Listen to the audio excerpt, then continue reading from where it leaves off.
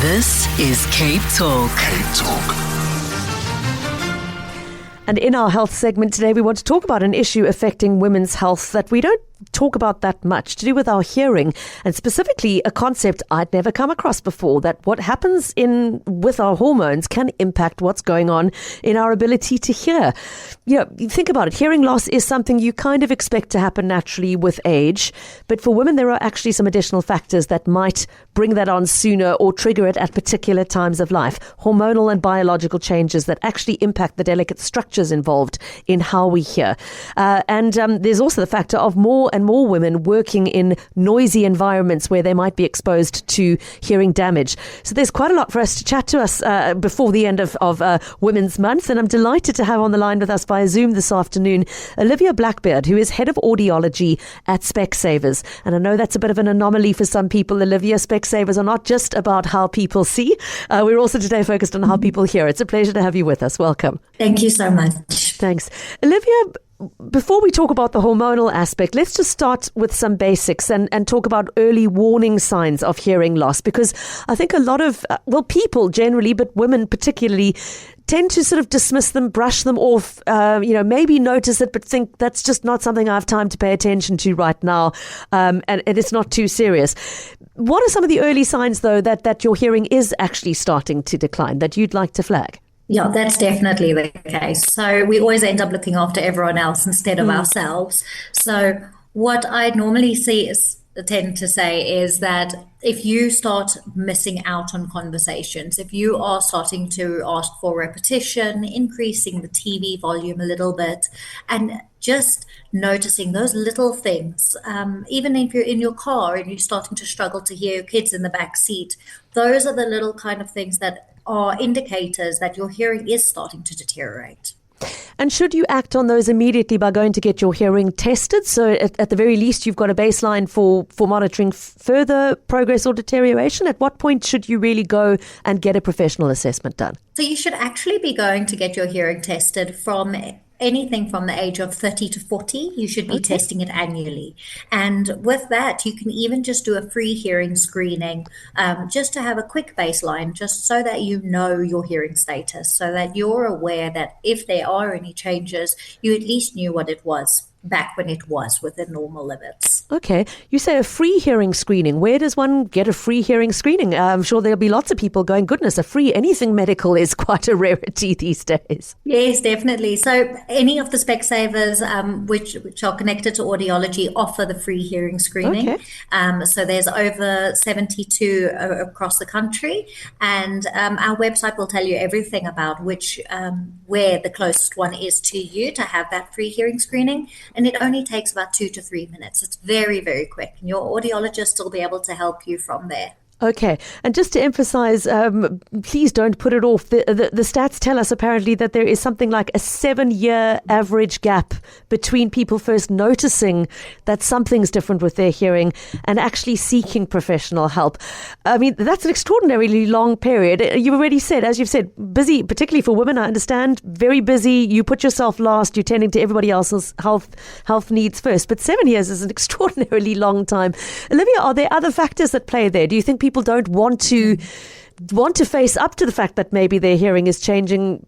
And if so, why? Do you want to expand a little bit? Yeah, definitely. So that's exactly the reason. People don't want to admit that their hearing is changing, because most people think it's related to them aging. Okay. And that's not the case. There are obviously some cases where it is linked to aging, but there are children with hearing loss. There are teenagers with hearing loss. It really runs all the way from newborn baby all the way up until you are 99 years old. Mm-hmm. It really can catch anyone. And there's multiple factors which can influence your hearing as well. So medication and like you were saying earlier, the time in your life. So for women specifically, pregnancy can even trigger an existing hearing condition which you weren't aware of. Oh, gosh. And even as you get into the menopause stage, that can also trigger it. So there's many, many factors, especially even environmental factors at the moment. We live in a very busy, noisy world. Mm. And that can also have an impact on our hearing. So it's very important. And we're very lucky to live in this technological worlds, because we have advances in our hearing that they can almost be so subtle that you won't even notice it. So the hearing aids nowadays are really amazing. Gosh, there's a lot for us to expand on there. Menopause, the gift that keeps on giving. I seem to hear a new symptom or potential side effect every single day. Olivia, let's talk a little bit about, specifically, you've mentioned pregnancy and menopause. Let's start with pregnancy.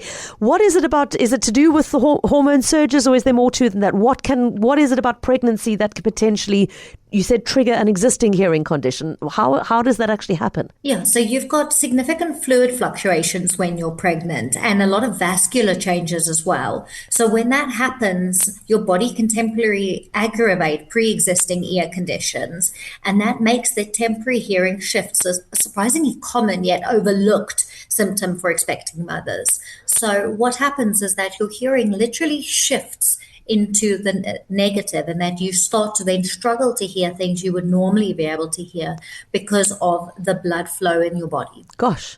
And here I sit with a 22-year-old, and I had never heard that before, Olivia. So I'm really, really glad that you flagged that today. Is it something that reverses after the pregnancy is over typically, or is this change something that can be permanent? Luckily, with the temporary threshold shift, it is temporary. So it will shift back to normal most of the time, but there are cases where it can stay like it did during the pregnancy. So it's really case to case dependent. Okay, I'm really, really glad that you flagged that. Now let's talk a little bit more about the menopause one, and this I'm guessing will be to do with fluctuating hormone levels, but do you want to explain a little bit more in detail what it is about hormonal change that can affect our hearing?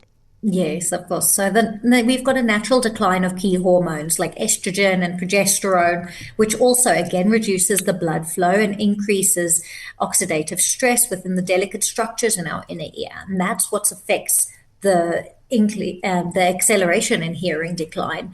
And because of that can estimate around 40% of middle-aged women are already showing most signs of hearing loss, especially in the higher frequencies. Okay, sure. Very, very important to know.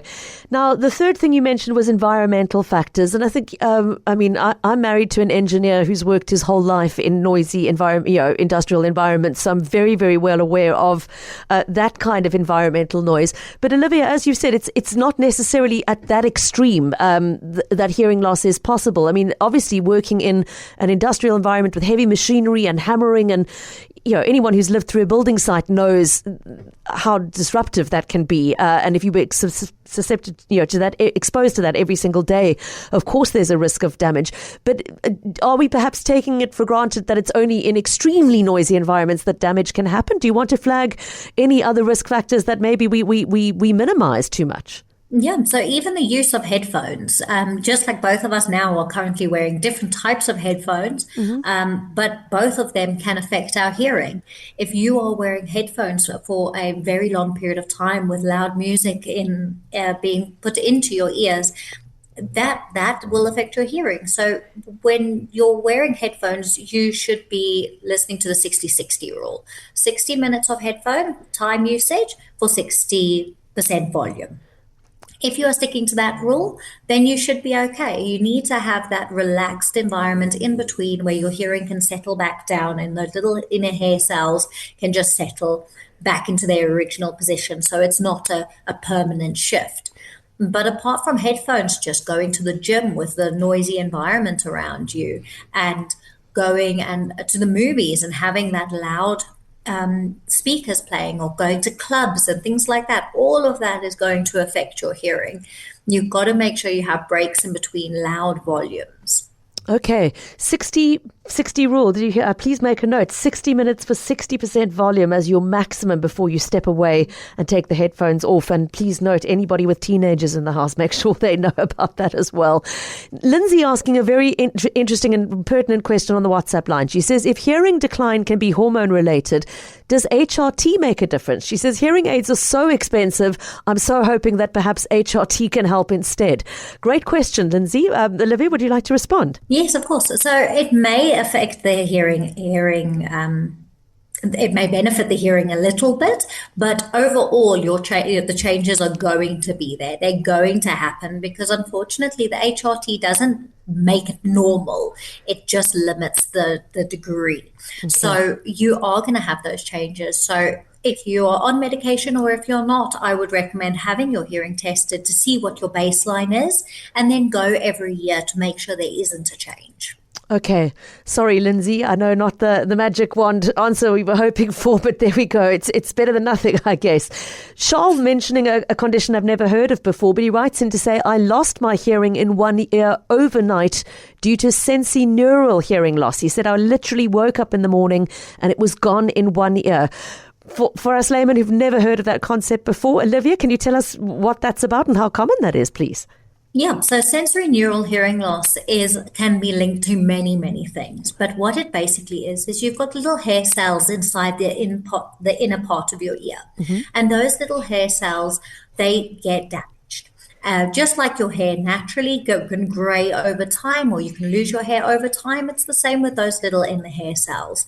And as they get damaged, could have been from medication, it could be from trauma, it could be from anything like that. But if those little hair cells are damaged, that can cause a change in your hearing as well.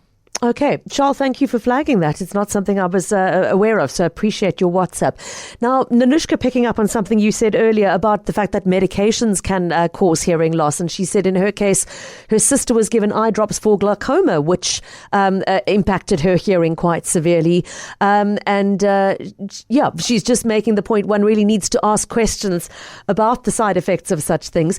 Would you like to expand a little bit? Because that's, again, it's something I think not many people are aware of. What kinds of medications should you be aware of having a possible association with hearing loss? So the most common ones would be any cancer treatments and any therapies like that, as well as any oxytocin. So anything that ends in a tocin is always going to be ototoxic. So ototoxic is dangerous to your inner hair cells, and that can cause problems. But really, when it comes to medication, just check with your doctor, ask them, has this got any side effects to my hearing?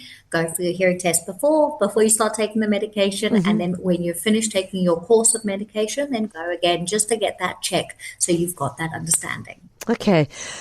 I think we've got enough time to tackle this, and I'm going to share this question because it's as basic as it may sound. If somebody is asking it, you can probably bet that there are plenty of other people wondering about it. Lisa writes in to say, I'm embarrassed to say I've never had a hearing test in my adult life. I know I had them at school as a child. Can you talk us through what is actually involved? And I think that's a very helpful thing to do, perhaps to allay people's fears of what to expect, because the unknown is the thing that makes us fearsome of something that probably isn't scary at all. Olivia, what does a typical hearing test actually involve? It's definitely nothing to be nervous or scared of. It's such an easy test, and it's actually very interesting to do. So when you first see your audiologist, now this would be a full diagnostic hearing test. Okay. So when you first see your audiologist, they're going to have a look into your ears. And with that looking into your ears, they're going to be able to see your outer ear all the way through up until your eardrum. So they'll make sure that there's nothing blocking your ear to make sure the sound will be able to travel all the way through. Mm-hmm. So any risk of wax or perforations in the eardrum or anything like that, we will initially first remove to make sure we're testing for the right things. Then we will also ask you a whole bunch of questions, a case history, to make sure we understand what do you feel your lifestyle is going on. How do you feel you are hearing at the moment? Because hearing is also about perception. Are you actually coping with your hearing loss if you have one, or are you really struggling? Or are there other aspects like medication or tinnitus, or if it's genetic as well? Mm-hmm. So all of those type of questions would be asked. So once we have got those two baselines, we would then normally do a thing called tympanometry. So that's when we put a tiny little probe into your ear and we measure the pressure inside of your ear. So that would be knowing that there aren't any perforations, there aren't any wax. So it's like a double check of our otoscopy to make sure that we are measuring the inside, and the inside and middle part of your ear are doing what they need to do. So once we have confirmed that the middle ear is healthy and we've looked through the outer ear, we would then put you in like a little box. It almost looks like a cooler box or a fridge. And you sit into the soundproof booth and you hold a button. So when you have that button in your hands, we'll put headphones on you.